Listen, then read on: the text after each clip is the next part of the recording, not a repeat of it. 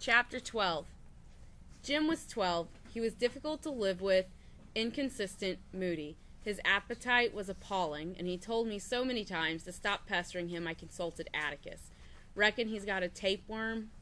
Atticus said no. Jim was growing. I must be patient with him and disturb him as little as possible. This change in Jim had come about in a matter of weeks. Miss DeBow was not cold in her grave. Jim had seemed grateful enough for my company when he went to read to her.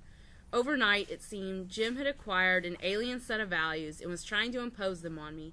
Several times he went so far as to tell me what to do. After one altercation, when Jim hollered, "It's time you started being a girl and acting right," I burst into tears and fled to Calpurnia. "Don't you fret too much over Mr. Jim," she began. "Mr. Jim?" "Yeah, he's just about Mr. Jim now." "He ain't that old," I said. "All he needs is somebody to beat him up, and I ain't big enough." "Baby," said Calpurnia, "I just can't help it if Mr. Jim's growing up. He's gonna want to be off to himself a lot now, doing whatever boys do, so you just come right on in the kitchen when you feel lonesome. We'll find lots of things to do in here." The beginning of that summer boded well. Jim could do as he pleased. Calpurnia would do until Dill came. She seemed glad to see me when I appeared in the kitchen, and by watching her I began to think there was some skill involved in being a girl. But summer came and Dill was not there. I received a letter and a snapshot from him. The letter said he had a new father whose picture was enclosed, and he would have to stay in Meridian because they planned to build a fishing boat.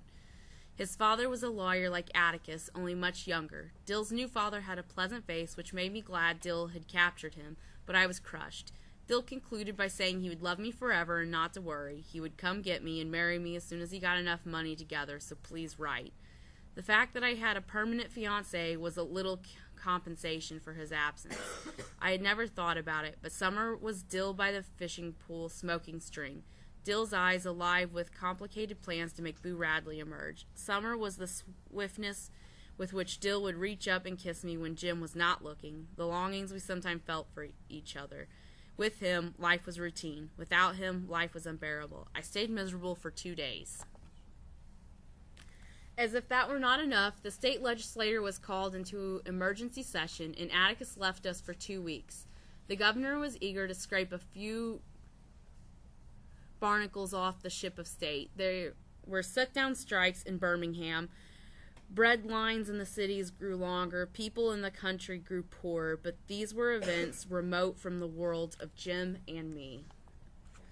We were surprised one morning to see a cartoon in the Montgomery Advertiser above the caption, "Makeham's Finch."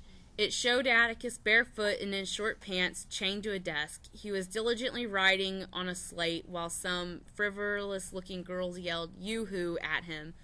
"That's a compliment," explained Jim. "He spends his time doing things that wouldn't get done if nobody did 'em." Huh? In addition to Jim's newly developed characteristics, he had acquired a maddening air of wisdom. "Oh, Scout, it's like reorganizing the tax systems of the countries and things. The kind of thing's pretty dry to most men." "How do you know?" "Oh, go on and leave me alone. I'm reading the paper." Jim got his wish. I departed from the kitchen. While she was shelling peas, Calpurnia suddenly said, "What am I going to do about you all's church this Sunday?" "Nothin', I reckon. Atticus left us collection." Calpurnia's eyes narrowed, and I could tell what was going through her mind. "Cal," I said, "you know we'll behave. We haven't done anything in church in years." Calpurnia evidently remembered a rainy Sunday when we were both fatherless and teacherless. Left to its own devices, the class tied Eunice Ann Simpson to a chair and placed her in the furnace room. We forgot her, trooped upstairs to church, and were listening quietly to the sermon when a dreadful banging issued from the radiator pipes, persisting until someone investigated and brought forth Eunice Ann, saying she didn't want to play Shadrach anymore. Jim Finch said she wouldn't get burned if she had enough faith, but it was hot down there. "Besides, Cal, this isn't the first time Atticus has left us," I protested. "Yeah, but he makes certain your teacher's going to be there. I don't hear him say this time. Reckon he forgot it." Calpurnia scratched her head. Suddenly she smiled. "How'd you and Mr. Jim like to come to church with me tomorrow?" "Really?" "How about it?" grinned Calpurnia. If Calpurnia had ever bathed me roughly before, it was nothing compared to her supervision of that Saturday night's routine. She made me soap all over twice, drew fresh water in the tub for each rinse. She stuck my head in the basin and washed it with octagon soap and castile. She had trusted Jim for years, but that night she invaded his privacy and provoked an outburst. "Can't anybody take a bath in this house without the whole family looking?" Next morning she began earlier than usual to go over our clothes. When Calpurnia stayed overnight with us, she slept on a folding cot in the kitchen. That morning it was covered with our Sunday habiliments. She had put so much starch in my dress, it came up like a tent when I sat down. She made me wear a petticoat, and she wrapped a pink sash tightly around my waist. She went over my patent leather shoes with a cold biscuit until she saw her face in them. "It's like we were going to Mardi Gras," said Jim. "What's all this for?" "Cal, I don't want anybody saying..."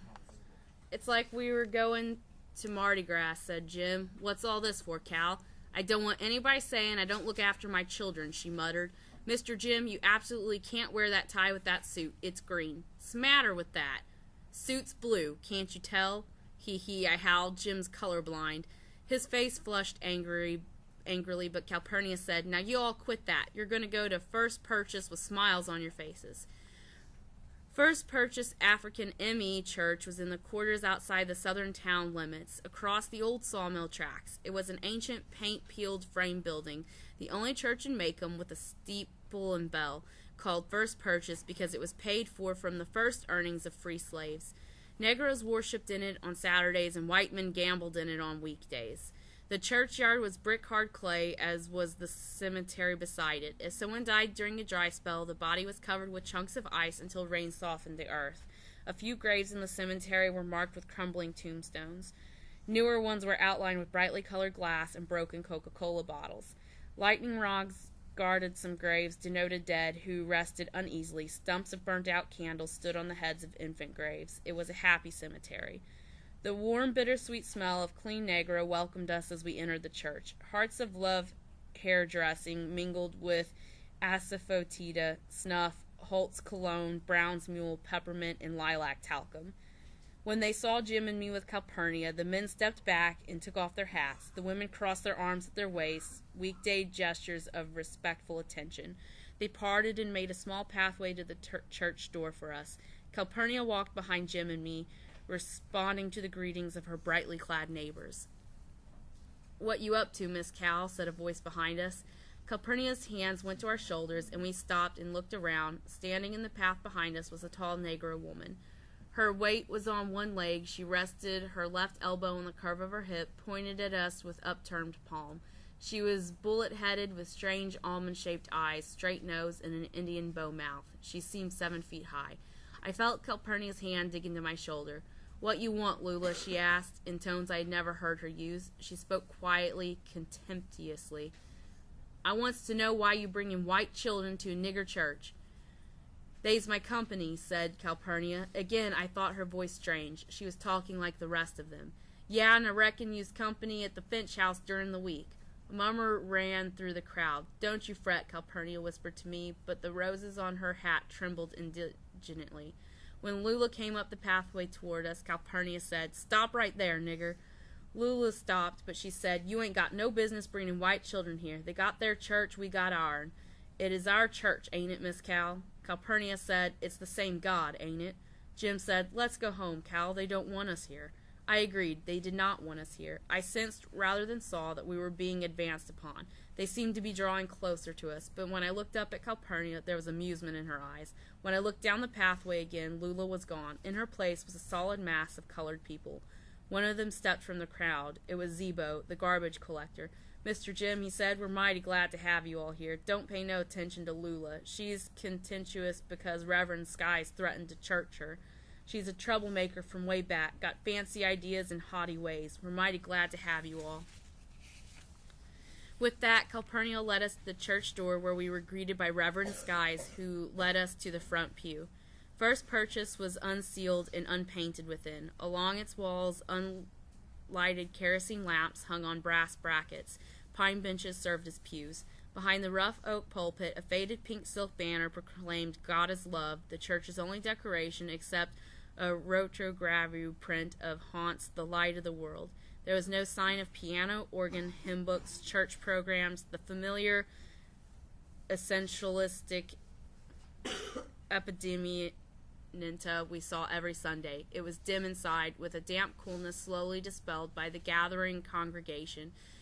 At each seat was a cheap cardboard fan bearing a garish garden of Gethsman, courtesy Tyndall's Hardware Company. You name it, we sell it. Calpurnia motioned Jim and me to the end of the row and placed herself between us. She fished in her purse, drew out her handkerchief, and undid the hard wad of change in its corner. She gave a dime to me and a dime to Jim. We've got ours, he whispered. You keep it. Calpurnia said, you're my company. Jim's face showed brief indecision on the ethics of withholding his own dime, but his innate courtesy won, and he shifted his dime in his pocket. I did likewise with no qualms. Cal, I whispered, where are the hymn books? We don't have any, she said. Well, how? Shh, she said. Reverend Skies was standing behind the pulpit, staring the congregation to silence. He was a short, stocky man in a black suit, black tie, white shirt, and gold watch chain that glittered in the light from the frosted windows. He said, Brethren and sisters, we are particularly glad to have company with us this morning. Mr. and Miss Finch, you all know their father. Before I begin, I will read some announcements. All right, we'll go ahead and pause there. I don't have any, she said. Well, how? Shh, she said. Reverend Skies was standing behind the pulpit, staring the congregation to silence. He was a short, stocky man in a black suit, black tie, white shirt, and a gold watch chain that glittered in the light from the frosted windows. He said, Brethren and sisters, we are particularly glad to have company with us this morning. Mr. and Miss Finch, you all know their father. Before I begin, I will read some announcements. Reverend Skies shuffled some papers, chose one, and held it at arm's length. The Missionary Society meets in the home of Sister Annette Reeves next Tuesday. Bring your sewing. He read from another paper. You all know of Brother Tom Robinson's trouble. He has been a faithful member of First Purchase since he was a boy. The collection taken up today and for the next 3 Sundays will go to Helen, his wife, to help her out at home. I punched Jim. That's the Tom Atticus did. Shh. I turned to Cal, but was hushed before I opened my mouth. Subdued, I fixed my attention upon Reverend Skies, who seemed to be waiting for me to settle down.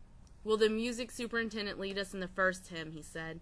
Zebo rose from his pew and walked down the center aisle, stopping in front of us and facing the congregation.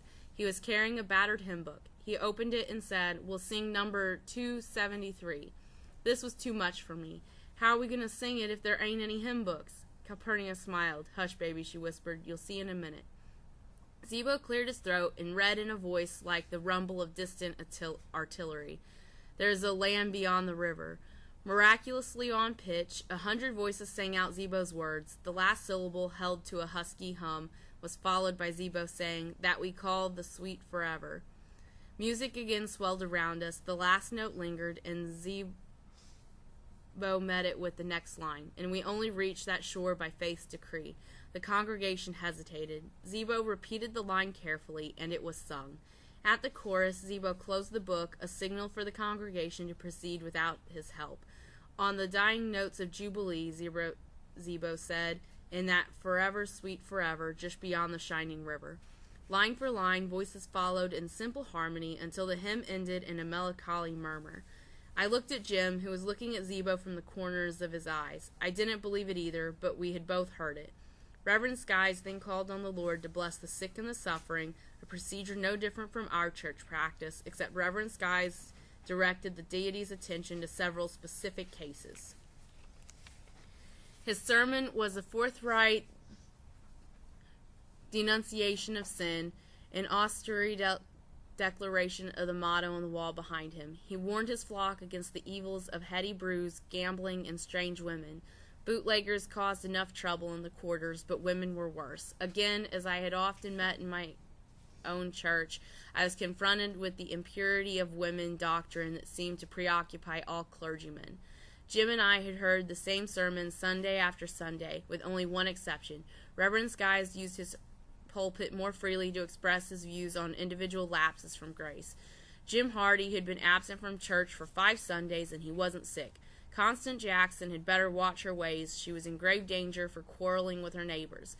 She had erected the only spite fence in the history of the quarters. Reverend Skies closed his sermon. He stood beside a table in front of the pulpit and requested the morning offering, a procedure that was strange to Jim and me. One by one, the congregation came forward and dropped nickels and dimes into a black enamelled coffee can. Jim and I followed suit and received a soft thank you as our dimes clinked. To our amazement, Reverend Skies emptied the can onto the table and raked the coins into his hand. He straightened up and said, "This is not enough. We must have $10. The congregation stirred. You all know what it's for. Helen can't leave those children to work while Tom's in jail. If everybody gives one more dime, we'll have it." Reverend Skies waved his hand and called to somebody in the back of the church. "Alex, shut the doors. Nobody leaves here till we have $10. Calpurnia scratched in her handbag and brought forth a battered leather coin purse. "Naw, Cal," Jim whispered when she handed him a shiny quarter. "We can put ours in. Give me your dime, Scout." The church was becoming stuffy, and it occurred to me that Reverend Skies intended to sweat the amount due out of his flock. Fans crackled, feet shuffled, tobacco chewers were in agony. Reverend Skies startled me by saying sternly, "Carlo Richardson, I haven't seen you up this aisle yet." A thin man in khaki pants came up the aisle and deposited a coin. The congregation murmured approval. Reverend Skies then said, "I want all of you with no children to make a sacrifice and give one more dime apiece. Then we'll have it." Slowly, painfully, the $10 was collected. The door was opened, and the gust of warm air revived us. Zebo lined on Jordan's stormy banks, and the church was over. I wanted to stay and explore, but Calpurnia propelled me up the aisle ahead of her. At the church door, while she paused to talk with Zebo and his family, Jim and I chattered about Reverend Skies. I was bursting with questions, but decided I would wait and let Calpurnia answer them. "We were especially glad to have you all here," said Reverend Skies. "This church has no better friend than your daddy." My curiosity burst. "Why were you all taking up collection for Todd Robinson's wife?" "Didn't you hear why?" asked Reverend Skies. "Helen's got 3 little uns and she can't go out to work. Why can't she take 'em with her, Reverend?" I asked. It was customary for field negroes with tiny children to deposit them in whatever shade there was while their parents worked. Usually the babies sat in the shade between 2 rows of cotton. Those unable to sit were strapped per post style on their mothers' backs to reside in extra cotton bags. Resided in extra cotton bags. Reverend Skies hesitated. "To tell you the truth, Miss Jean Louise, Helen's finding it hard to get work these days. When it's picking time, I think Mr. Link Deals will take her." "Why not, Reverend?"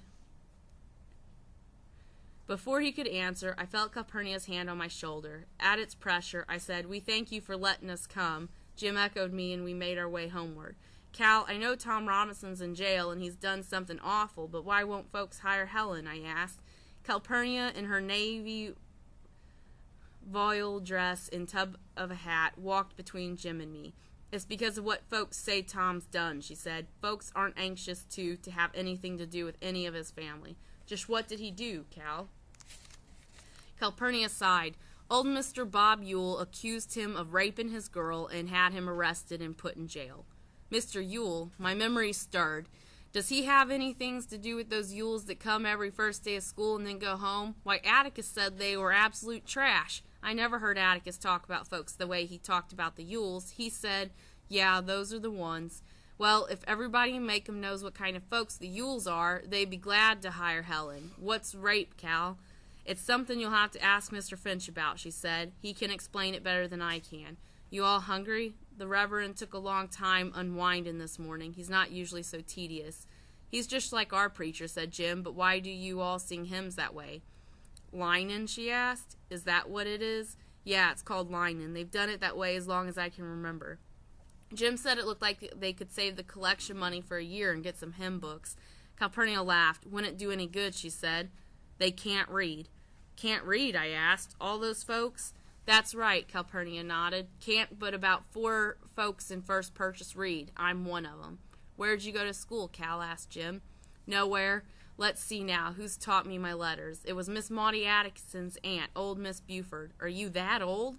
"I'm older than Mr. Finch, even," Calpurnia grinned. "Not sure how much, though. We started remembering one time, trying to figure out how old I was. I can remember back just a few years before more than he can, so I'm not much older, when you take off the fact that men can't remember as well as women." "What's your birthday, Cal?" "I just have it on Christmas. It's easier to remember that way. I don't have a real birthday." But Cal, Jim protested, you don't look ever near as old as Atticus. Colored folks don't show their ages so fast, she said, maybe because they can't read. Cal, did you teach Zebo? Yeah, Mr. Jim, there wasn't a school even when he was a boy. I made him learn, though. Zebo was Calpurnia's eldest son. If I had ever thought about it, I would have known that Calpurnia was of mature years. Zebo had half-grown children, but then I had never thought about it.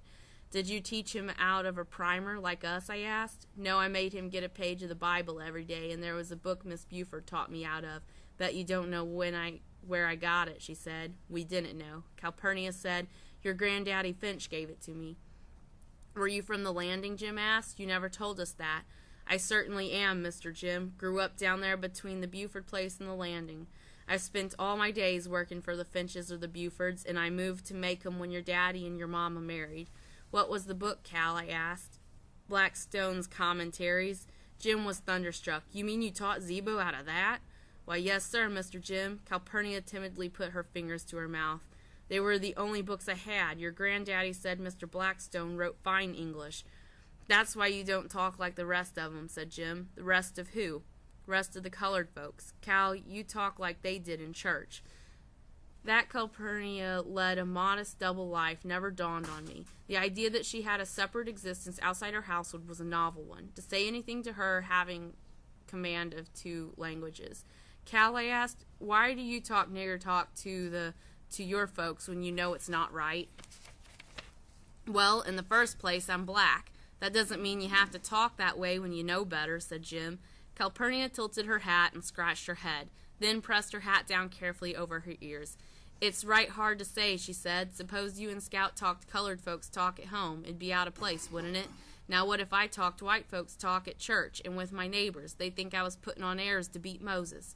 But Cal, you know better, I said. It's not necessary to tell all you know. It's not ladylike. In the second place, folks don't like to have somebody around knowing more than they do. It aggravates them. You're not going to change any of them by talking right. They've got to want to learn themselves. And when they don't want to learn, there's nothing you can do but keep your mouth shut or talk their language.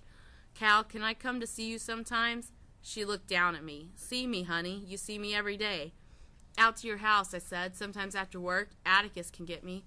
Any time you want to, she said. We'd be glad to have you. We were on the sidewalk by the Radley place. Look on the porch yonder, Jim said. I looked over at the Radley place, expecting to see its phantom occupant sunning himself in the swing. The swing was empty. I mean our porch, said Jim. I looked down the street. Enamored, upright, uncompromising, Aunt Alexandra was sitting in a rocking chair exactly as if she had sat there every day of her life.